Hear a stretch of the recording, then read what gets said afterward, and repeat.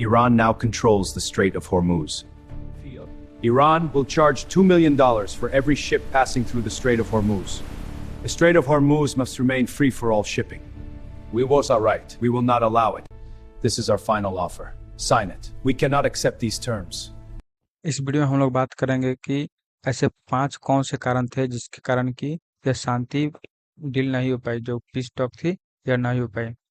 जो अमेरिका के उपराष्ट्रपति जेडी वेंस है, उन्होंने बोला कि और इस फेथ के साथ आए थे, विश्वास के साथ आए थे कि यह डील कंप्लीट हो जाएगा। चलो हम लोग आते हैं कौन ऐसे 5 मेन पॉइंट है। देखिए, फर्स्ट जो रीजन है कि ईरान का न्यूक्लियर प्रोग्राम को लेकर, इसमें मेन प्रॉब्लम यह था कि अमेरिका चाहता था कि ईरान यह पक्की गारंटी दे कि वह न्यूक्लियर बम नहीं बनाएगा। अमेरिका ने यूरेनियम एनरिचमेंट और उससे जुड़ी एक्टिविटी पर सख्त नियंत्रण की मांग की, जबकि ईरान ने इसे अपने संप्रभुता का अधिकार मानकर विरोध किया। जो सेकंड पॉइंट है वह है सैंक्शन हटाने और फ्रीज हुए संपत्तियों पर विवाद।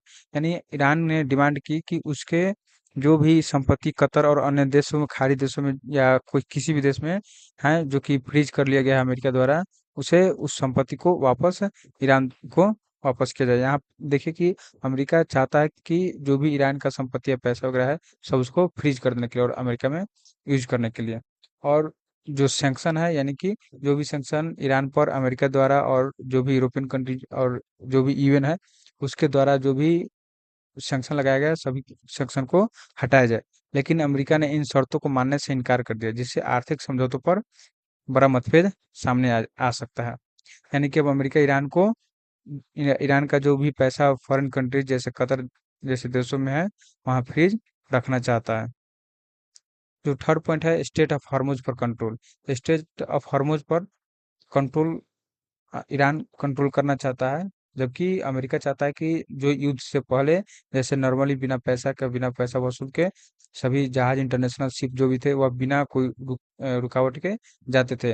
लेकिन अब ईरान कह रहा है कि वह उस स्टेट ऑफ हॉर्मुज को ईरान कंट्रोल करना चाहता है और उससे वह पैसा वसूलेगा। अभी हम लोग देखे थे कि $2 million पर शिप वह फीस पैसा चार्ज करेगा वहां से पास होने के लिए। लेकिन अमेरिका चाहता है कि वह फ्रीली जैसे पहले जाता था वैसा ही जाए, क्योंकि यहाँ से दुनिया का लगभग 20% एनर्जी का फ्यूल सप्लाई होता है। जो फोर्थ पॉइंट है Iran complete cease fire middle east देशों में चाहता है, लेबनान सहित देशों में। लेकिन अमेरिका लेबनान पर नहीं मान रहा है और उस पर इजराइल हमला करते रह रहा है। यही कारण है कि एक बार अभी से सप्ताह भर पहले 5 दिन पहले मंगलवार को 2 वीक का सीज फायर हुआ था, लेकिन 2 दिन में ही इजराइल ने लेबनान पर हमला करके सीज फायर तोड़ दिया। जो फिफ्थ पॉइंट है ट्रस्ट की कमी और वोलेटाइल नेगोशिएशन एनवायरनमेंट।